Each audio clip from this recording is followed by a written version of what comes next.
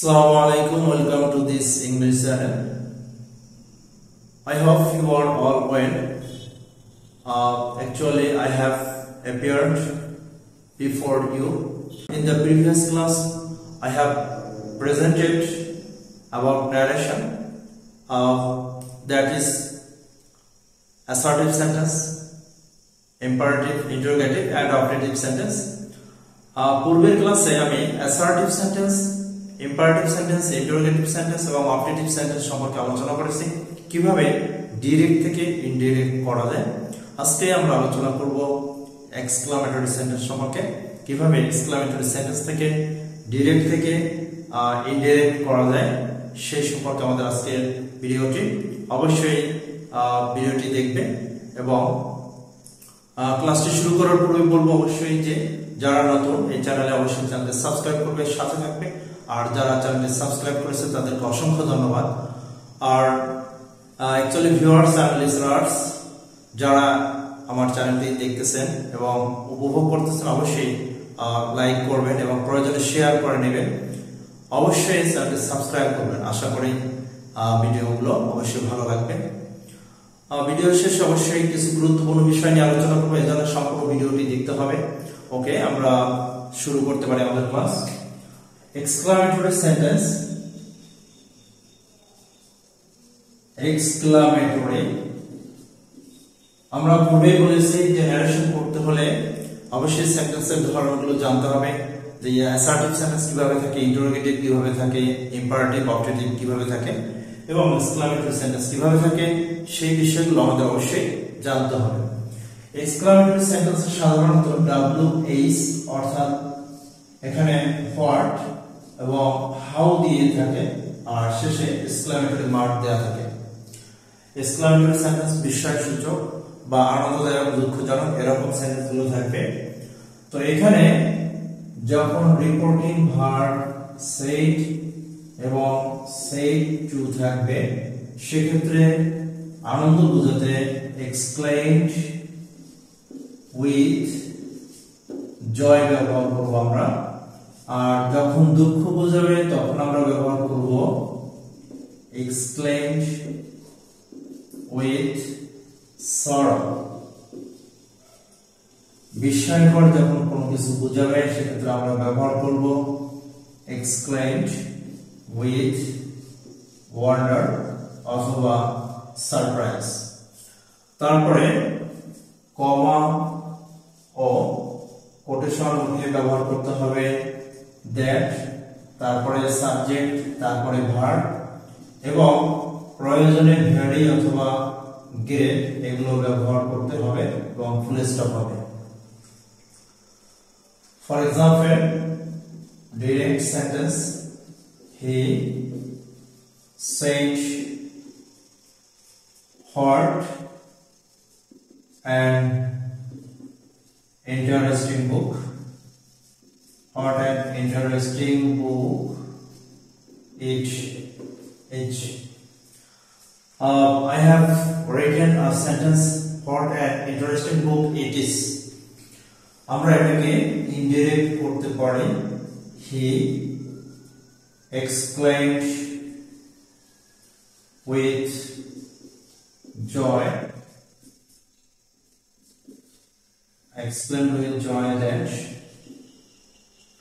subject verb তাহলে it is হবে watch, তারপরে আমরা এখানে নিয়ে আসতে পারি a very, ভেরির পূর্বে এ হবে এখানে, তারপরে ইন্টারেস্টিং,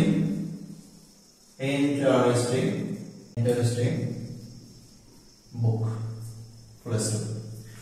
তো এখানে আমরা দেখি exclaimed রিপোর্টিং ভার্ব উঠে exclaimed with joy that, তারপরে আমরা নিয়ে আসলাম সাবজেক্ট is was, তারপরে a ভেরি যেহেতু বসবে তাহলে a very interesting book। এভাবে আমরা হাউ দিয়ে যখন করব ঠিক একই ভাবে আনন্দ বোঝালে exclaimed with joy that, exclaimed with sorrow that দুঃখ বোঝালে, বিস্ময়কর যখন বা অবাক করা কিছু বোঝালে সেক্ষেত্রে ব্যবহার করব exclaimed with wonder that। এছাড়া আমরা আরো কিছু বিষয় নিয়ে আলোচনা করব।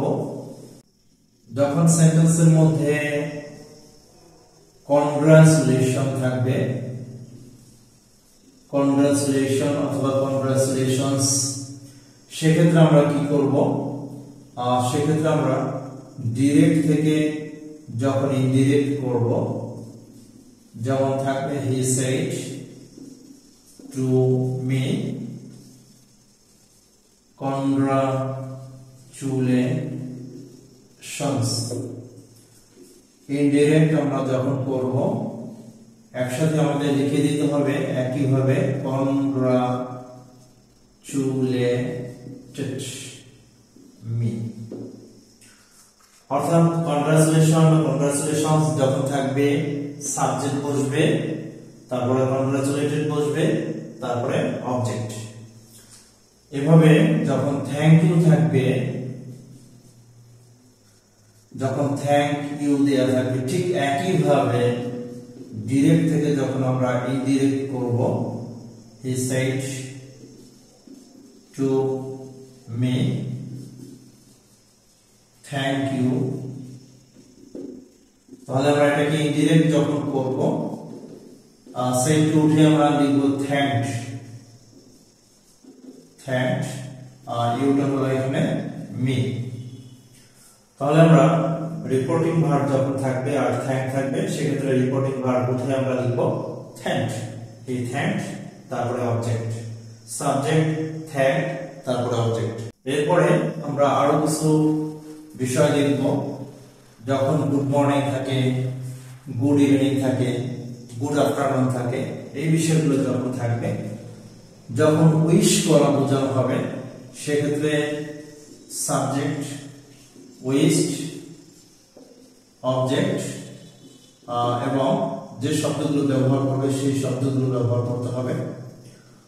আর যখন বিদায় জানানো হবে, সেক্ষেত্রে সাবজেক্ট, তারপরে বিদায় জানানো শব্দ, অবজেক্ট, তারপরে ওই শব্দগুলো ব্যবহার করতে হবে। উদাহরণস্বরূপ, for example, he said to me good afternoon. Indirect, he wished me good afternoon. Good afternoon. ওকে, যখন বিদায় জানানো হবে সেক্ষেত্রে আমরা কি লিখতে পারি, যেমন he said to me good night। বিদায় জানানোর যে শব্দগুলো আছে সেই শব্দগুলো যখন থাকবে তখন আমাদের এভাবে করে দিতে হবে, he bade me good night। দেখা যায় গুড নাইট থাকে, ফেয়ারওয়েল থাকে, বাই বাই থাকে, এগুলো যখন থাকবে তখন বিদায় জানানো হবে, সেক্ষেত্রে আমরা এটা ব্যবহার করব। তারপরে সো যখন থাকবে সেন্টেন্সের মধ্যে, সো থাকলে দ্যাট ইজ হোয়াই অথবা ইন দ্যাট ওয়ে। তারপরে বাট যখন থাকবে, বাট অর্থ কিন্তু, কিন্তু বাট যখন থাকবে তখন আমরা লিখতে পারবো বিং কনফিউজড, বিং কনফিউজড অথবা বিং শকড। তারপরে হ্যালো যখন থাকবে তখন লিখতে পারি আমরা drawing the attention, drawing the attention of, যে ব্যক্তির মনোযোগ আকর্ষণ করানো হয়, অথবা ড্র দ্য অ্যাটেনশন টু দিয়ে তারপরে ব্যক্তির জন্য লেখা যাবে যাকে, যার প্রতি মনোযোগ আকর্ষণ করানো হয়। তারপরে স্যার থাকলে সেক্ষেত্রে আমরা কাইন্ডলি বা রিকোয়েস্ট ইউজ করতে পারি, উইথ রিকোয়েস্ট, অথবা প্লিজ থাকলে আমরা সেক্ষেত্রে রিকোয়েস্টেড ইউজ করতে পারি। তারপরে যখন ইয়েস থাকবে তখন আমরা ব্যবহার করতে পারি replied in the affirmative, reporting verb উঠে, নো থাকলে রিপ্লাইড ইন দ্য নেগেটিভ। এভাবে আমরা শব্দগুলো ব্যবহার করে নিতে পারি, যদিও এগুলো কিছু কিছু বইয়ে দেওয়া রয়েছে। তারপর অনেক সময় থাকে সরি সংক্ষেপে থাকে, সেক্ষেত্রে আমরা আই এম সরি ধরে নিতে পারি অথবা উই আর সরি ধরে নিতে পারি। সেভাবে আমরা সহজে সেন্টেন্স ডিরেক্ট থেকে ইনডিরেক্ট করতে পারি। এভাবে খুঁটিনাটি কিছু বিষয় রয়েছে যেগুলো অবশ্য সেগুলো আমরা শিখে নিব। আশা করি। যদি ভিডিওটি ভালো লাগে অবশ্যই চ্যানেলটি সাবস্ক্রাইব করে সাথে থাকবেন। Thank you all.